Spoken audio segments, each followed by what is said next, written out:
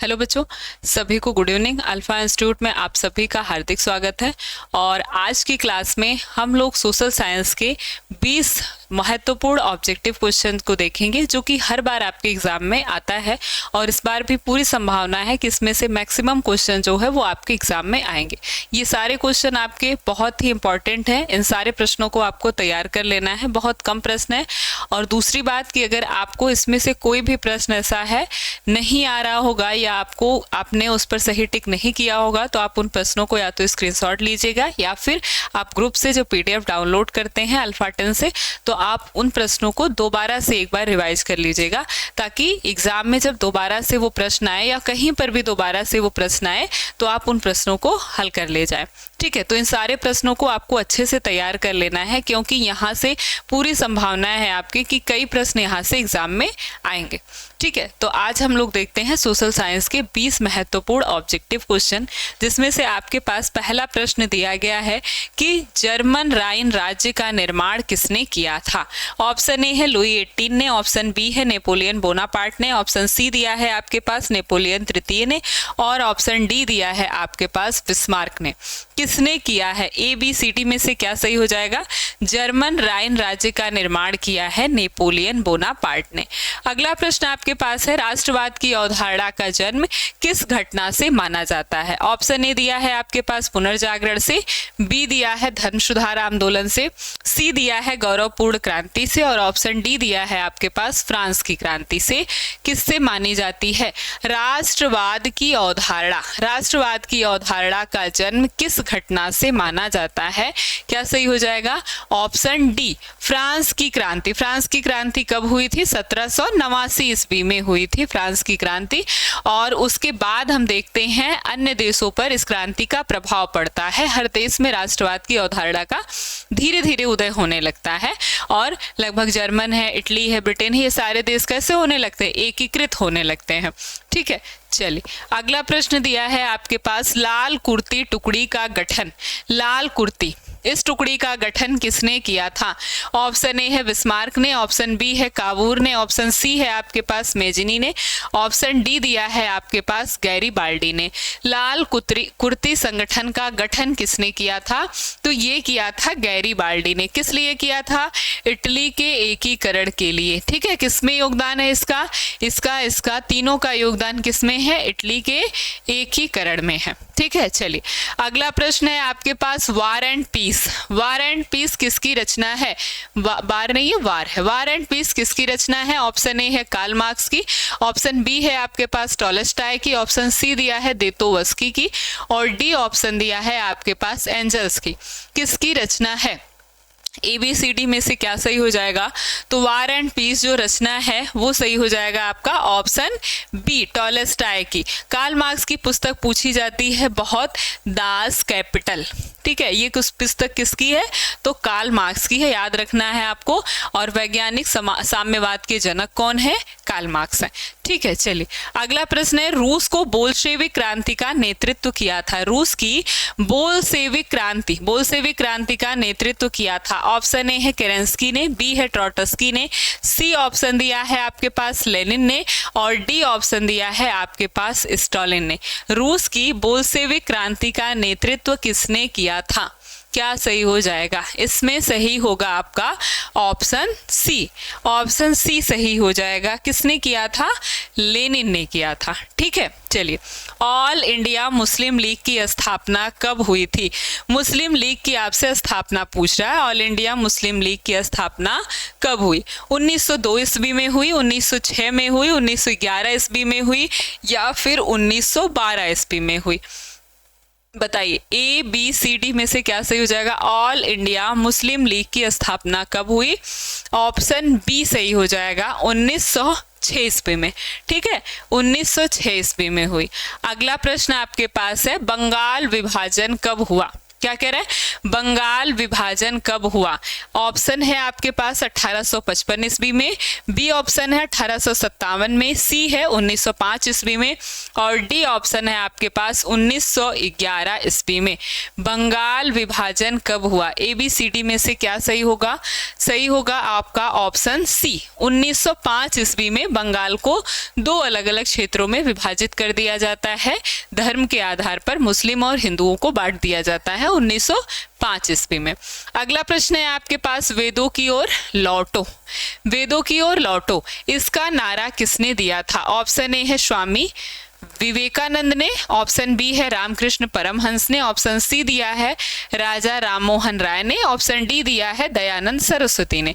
राजा राममोहन राय ने क्या किया था? ब्रह्म समाज की स्थापना की थी। क्वेश्चन पूछता है, ठीक, ऑप्शन आपसे क्या कह रहा है? वेदों की ओर लौटो, ये नारा किसने दिया था? ऑप्शन डी सही हो जाएगा, स्वामी दयानंद सरस्वती ने। ठीक है, अगला प्रश्न है, काली मिट्टी कहाँ पाई जाती है? ऑप्शन ए दिया आपसे झारखंड, बी है महाराष्ट्र, सी है आपके पास पश्चिम बंगाल और डी है आपके पास अरुणाचल प्रदेश। अगर हम देखें तो काली मिट्टी कहाँ पाई जाती है? काली मिट्टी को हम क्या कहते हैं? रेगुर मिट्टी कहते हैं और कपासी मिट्टी के नाम से भी इसको जाना जाता है। ये भी ऑब्जेक्टिव क्वेश्चन में पूछता है। आपसे पूछ रहा है कि किस स्थान पर पाई जाती है? झारखंड में पाई जाती है, महाराष्ट्र में पाई जाती है या फिर पश्चिम बंगाल में या फिर अरुणाचल प्रदेश में? तो हमने जब मिट्टी के प्रकार पढ़ा था तो स्थान भी पढ़ा था कि कहाँ कहाँ पर, मैप के थ्रू हमने पढ़ा था कहाँ कहाँ पर पाई जाती है मिट्टियाँ। ठीक है, तो क्या हो जाएगा? ऑप्शन बी सही हो जाएगा, महाराष्ट्र में। ठीक है, महाराष्ट्र में। चलिए अगला प्रश्न है, मरुस्थलीय मृदा का विस्तार निम्न में से कहाँ है? मरुस्थलीय मृदा का विस्तार निम्न में से कहाँ है? ऑप्शन ए है उत्तर प्रदेश में, बी ऑप्शन है आपके पास राजस्थान में, सी ऑप्शन है कर्नाटक में और डी है आपके पास महाराष्ट्र में। मरुस्थलीय मृदा का विस्तार कहाँ पर है?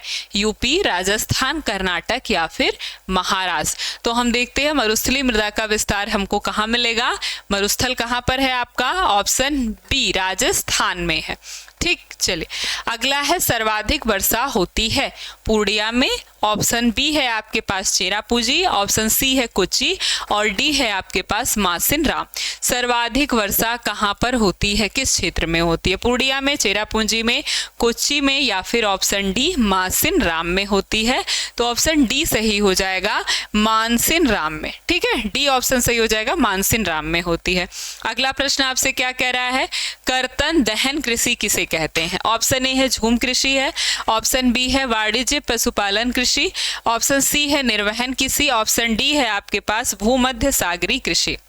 ठीक, इसमें क्या लेके आएंगे? कर्तन दहन कृषि किसे कहते हैं? ए बी सी डी में से क्या सही हो जाएगा? ए बी सी डी, तो इसको हम कहते हैं झूम कृषि। कर्तन और दहन कृषि को क्या कहते हैं? झूम कृषि कहा जाता है। चलिए अगला प्रश्न है आपके पास, जूट उद्योग सबसे अधिक कारखाने, जूट उद्योग के सबसे अधिक कारखाने कहाँ मिलते हैं? ब्रह्मपुत्र तट पर, ऑप्शन बी है आपके पास कोसी के तट पर और ऑप्शन सी है आपके पास हुगली तट पर और डी ऑप्शन दिया है आपके पास महानदी तट पर। कहाँ पाए जाते हैं जूट उद्योग के सबसे अधिक कारखाने? कहाँ मिलते हैं? ए बी सी डी क्या सही हो जाएगा? ब्रह्मपुत्र नदी या ब्रह्मपुत्र तट पर पाया जाता है या फिर ऑप्शन बी दिया है आपके पास कोसी तट पर या ऑप्शन सी दिया है आपके पास हुगली के तट पर, ऑप्शन डी दिया है आपके पास महानदी तट पर। क्या हो जाएगा? ऑप्शन सी, हुगली के तट पर। चलिए अगला क्वेश्चन है आपके पास, निम्नलिखित व्यक्तियों में से कौन लोकतंत्र में रंग भेद के विरोधी नहीं है? लोकतंत्र में रंग भेद के विरोधी नहीं है। ऑप्शन ए है किंग मार्टिन लूथर, बी है महात्मा गांधी, सी है ओलंपिक धावी टॉमी स्मिथ एवं जॉन कार्लोस, ऑप्शन डी है जेड गुडी। क्या सही हो जाएगा? निम्नलिखित व्यक्तियों में से कौन रंग भेद के विरोधी नहीं है? रंग भेद के विरोधी नहीं थे। क्या हो जाएगा? ऑप्शन आपका डी सही हो जाएगा, जेड गुडी। जेड गुडी जो है वो रंग भेद के विरोधी नहीं थे। बहुत बार क्वेश्चन पूछा गया है। चलिए अगला प्रश्न है, भारतीय संविधान में, बहुत इंपॉर्टेंट क्वेश्चन है ये, भारतीय संविधान में 8वीं अनुसूची अनुसूची में आपसे पूछ रहा है कि कितनी भाषाओं को स्थान दिया गया है। 8वीं अनुसूची में क्या है, भाषाएं हैं। कितनी भाषाओं को स्थान दिया गया है? ऑप्शन ए है 21, बी है 22 भाषाएं, सी है आपके पास 18 और डी ऑप्शन है आपके पास 20 भाषाएं। ये तो सभी को पता होना चाहिए कितनी भाषाओं को स्थान दिया गया है। बहुत आसान क्वेश्चन है, ऑप्शन बी 22 भाषाओं को स्थान दिया गया है। ठीक, चलिए अगला प्रश्न है, स्थानीय स्वशासन राज्य निदेशक सिद्धांतों के किस अनुच्छेद में है? स्थानीय स्वशासन जो है वो राज्य के नीति निदेशक तथ्यों के किस अनुच्छेद में है? ऑप्शन ए अनुच्छेद 34, ऑप्शन बी है अनुच्छेद 40, ऑप्शन सी है अनुच्छेद 42, ऑप्शन डी है आपके पास अनुच्छेद 51। किस अनुच्छेद के अंतर्गत रखा गया है? स्थानीय स्वशासन को राज्य के नीति निदेशक तत्व के किस अनुच्छेद में रखा गया? तो आपका सही हो जाएगा आर्टिकल बी, अनुच्छेद बी ऑप्शन सही हो जाएगा आर्टिकल 14। ठीक है, अनुच्छेद 40। चलिए अगला क्वेश्चन है, ग्राम कचहरी का प्रधान कौन होता है? ऑप्शन ए है पंच, बी है सरपंच, सी है प्रमुख और डी ऑप्शन है आपके पास न्याय मित्र। कौन होता है ग्राम कचहरी का प्रधान? ए, बी, सी या फिर डी? ग्राम कचहरी का प्रधान कौन होता है? क्या सही हो जाएगा? ए, बी, सी या फिर डी? ग्राम कचहरी का प्रधान होता है ए, बी, सी, डी में से क्या सही हो जाएगा? होता है ऑप्शन बी सरपंच। ग्राम कचहरी का प्रधान कौन होता है? सरपंच होता है। अगला क्वेश्चन है कि किसे लोकतंत्र का प्राण माना जाता है? निम्नलिखित में से किसको लोकतंत्र का प्राण माना जाता है? ऑप्शन ए है आपके पास सरकार को, बी ऑप्शन है आपके पास न्यायपालिका को, सी ऑप्शन है आपके पास संविधान को और डी ऑप्शन है आपके पास राजनीतिक दल को। किसको लोकतंत्र का प्राण माना जाता है? ए, बी, सी या फिर डी? लोकतंत्र का प्राण, अगर राजनीतिक दल नहीं होगा तो लोकतंत्र का निर्माण नहीं हो पाएगा, इसलिए हम लोकतंत्र का प्राण किसको मानते हैं? ऑप्शन डी राजनीतिक दल को। ठीक है, जब कोई दल ही नहीं होगा तो कौन सत्ता में ही कोई नहीं रहेगा, तो इसलिए ऑप्शन डी सही हो जाएगा, राजनीतिक दल को लोकतंत्र का प्राण माना जाता है। अगला प्रश्न है आपके पास कि भारत में आर्थिक व्यवस्था है, भारत की आर्थिक व्यवस्था है कौन सी है, कैसी है? समाजवादी है, ऑप्शन बी दिया है पूंजीवादी है, ऑप्शन सी दिया है मिश्रित है, ऑप्शन डी दिया है आपके पास इनमें से कोई भी नहीं। क्या सही हो जाएगा? भारत की आर्थिक व्यवस्था कैसी है? समाजवादी है, मिश्रित है, पूंजीवादी है या फिर इनमें से कोई भी नहीं? तो जो भारत की आर्थिक व्यवस्था है वो है मिश्रित। ठीक है, मिश्रित अर्थव्यवस्था है, ऑप्शन सी इसमें सही हो जाएगा। अगला प्रश्न है कि जिस देश की राष्ट्रीय आय अधिक होती है वो देश कहलाता है? अविकसित कहलाता है, अर्धविकसित कहलाता है या फिर आपसे दिया है कि इनमें से कोई भी नहीं? अविकसित, विकसित, अर्धविकसित या फिर इनमें से कोई भी नहीं। तो हम देश विकसित है, विकासशील है या फिर अविकसित है, ये हम उसकी राष्ट्रीय आय से अंदाजा लगाते हैं। तो जिस व्यक्ति या जिस देश की राष्ट्रीय आय अधिक होगी, नेशनल इनकम अधिक होगी, वो देश कैसा होगा? ऑप्शन बी सही हो जाएगा, वो देश विकसित होगा। चलिए अगला क्वेश्चन है आपके पास, प्रथम राष्ट्रीय मानव विकास रिपोर्ट। प्रथम राष्ट्रीय मानव विकास रिपोर्ट किस प्रधानमंत्री के कार्यकाल में जारी हुई?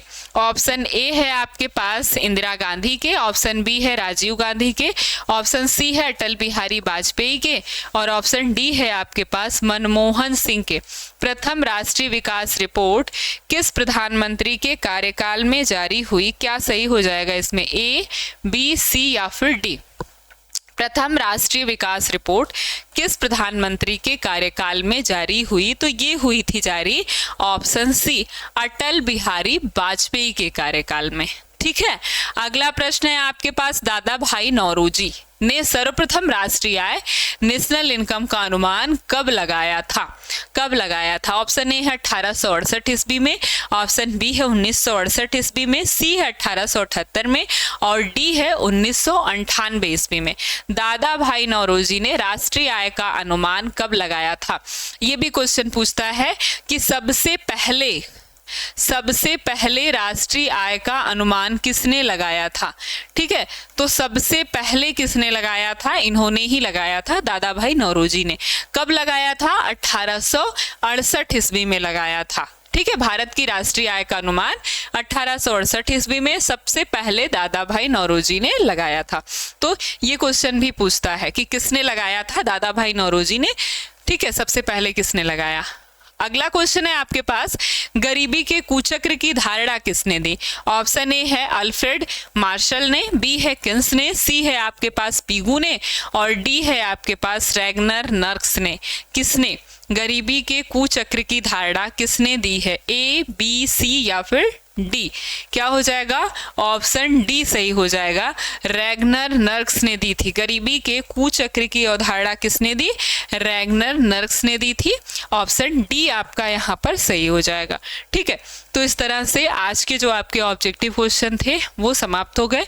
इन सारे प्रश्नों को आपको अच्छे से तैयार कर लेना है। ये सारे रिपीटेड क्वेश्चन हैं, बहुत बार एग्जाम में पूछे गए हैं और उम्मीद है कि इसमें से बहुत सारे क्वेश्चन आपको एग्जाम में देखने को मिल जाएंगे और या फिर इस टॉपिक के आपके पास सब्जेक्टिव और ऑब्जेक्टिव क्वेश्चन भी देखने को मिल सकते हैं। ठीक है, तो इन सारे प्रश्नों को आपको अच्छे से तैयार कर लेना है।